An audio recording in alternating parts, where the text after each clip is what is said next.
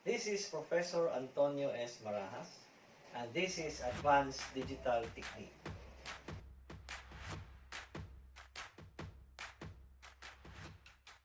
Okay, so let's start with logic gates. So we define gate as a logic circuit with one or more input signals, but only one output signal. These signals are either low or high voltages. When you say low voltage, that represents a 0 in digital form. And when you say high voltage, that represents a 1 in digital form. And there are actually different types of gates.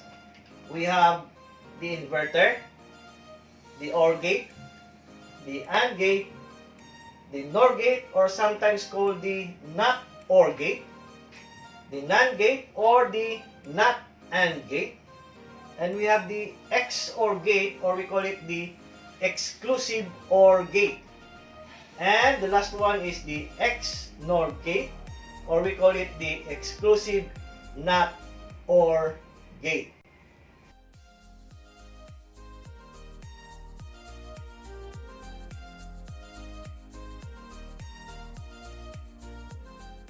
Okay, so the first type of gate is the inverter. So inverter is sometimes called the NOT gate. Now, inverter is defined as a gate with only one input. And of course, it has also one output as per definition of our gate. The output of your inverter is always the opposite state from the input. No? For example, by the way, this is your symbol of your inverter. So we have one input and one output. Okay? So if your input is represented by A, then the output is A complement. In your Boolean algebra later, the complement here is actually the NOT gate is actually represented by the inverter. Okay?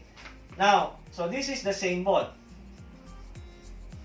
Then we have here our truth table. Okay?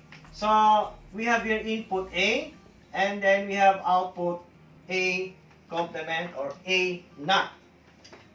Okay? So if your input A here is 0, that is this one here, then once it passes through an inverter, the output becomes 1.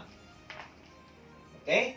So as per definition, the output is always the opposite state from the input. So if the input is 0, then basically the output is 1. Now, if your input is 1 or high voltage, the output becomes 0 using your inverter.